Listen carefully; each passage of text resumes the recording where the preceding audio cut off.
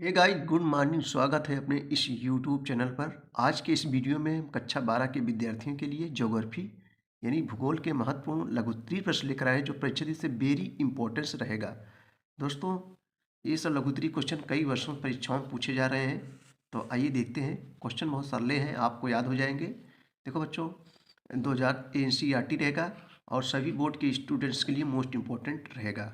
देखो क्वेश्चन है, भारत में अभ्रक के वितरण की विवेचना कीजिए।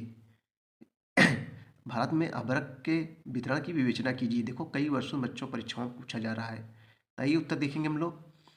देखो, भारत में अभ्रक का उत्पादन प्राचीन काल से होता रहा है। ईसा के 2000 वर्ष पूर्व से अभ्रक का उत्खनन हो रहा है। वर्तमान में भारत का अभ्रक वितरण इस प्रकार है। सबसे पहले हम लोग लिखेंगे झारखंड की अभ्रक पेटी, जहाँ से अभ्रक निकाला जाता है। झारखंड से किस क्षेत्र से अभ्रक निकाला जाता है, हम चलिए देखते हैं। झारखंड की अभ्रक पेटी, देखो लगभग 140 किलोमीटर लंबी और 25 किलोमीटर चौड़ी यह पेटी हजारीबाग, गया, मुंगेर और सिंहभूम जिलों में फैली हुई है। अब हम लोग देखेंगे बच्चों आंध्र प्रदेश की अभ्रक पेटी, यानी आंध्र प्रदेश में कहाँ कहाँ अभ्रक पाया जाता है। आ से आंध्र प्रदेश, आ से अभ्रक, ऐसे भी याद लोग आप कर सकते हैं। आ से आंध्र प्रदेश, आ से अभ्रक। आंध्र प्रदेश की अभ्रक पेटी यह जो है नेल्लोर तथा विशाखापट्टनम जिले में स्थित है, जो 100 किलोमीटर लंबी और 20 से 32 किलोमीटर जो है चौड़ी है। अगला क्वेश्चन है बच्चों, राजस्थान में अभ्रक पेटी, यानी राजस्थान के से अभ्रक कहाँ से निकाला जाता है, किस जिले से। देखो, राजस्थान में अभ्रक पेटी का क्षेत्र उदयपुर से लेकर, उदयपुर राजस्थान में है, तथा लेकर भीलवाड़ा, अजमेर और जयपुर तक जो है फैला हुआ है बच्चों। 300 किलोमीटर लंबा और 100 किलोमीटर चौड़ा है। अभ्रक उत्पादन भीलवाड़ा, अजमेर, डंगरपुर, जयपुर, सीकर, टोंक, उदयपुर और अलवर जिलों में होता है।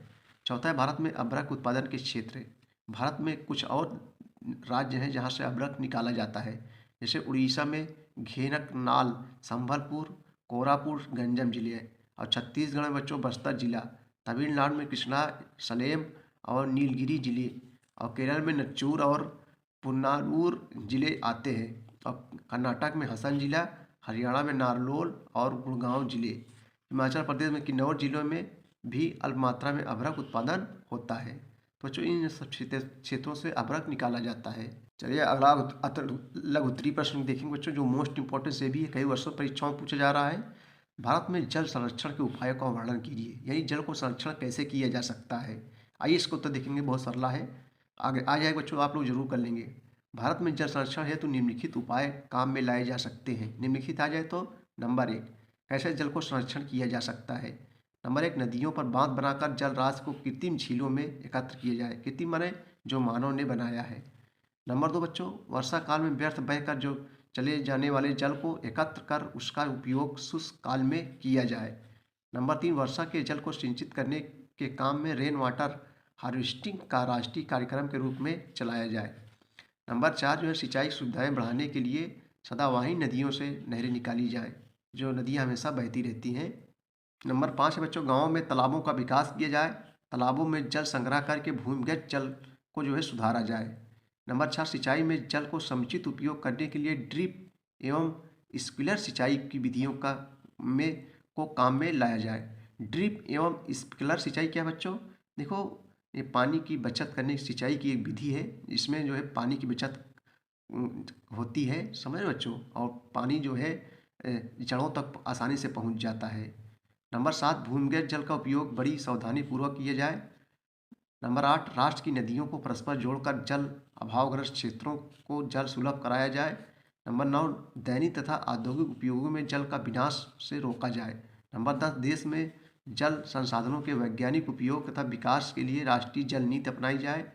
नंबर 11, रेन वाटर हार्वेस्टिंग करके भी जल को भली प्रकार से संरक्षण किया जा सकता है, यानी पानी जमा करने का एक तरीका है, इसको कहते हैं रेन वाटर हार्वेस्टिंग।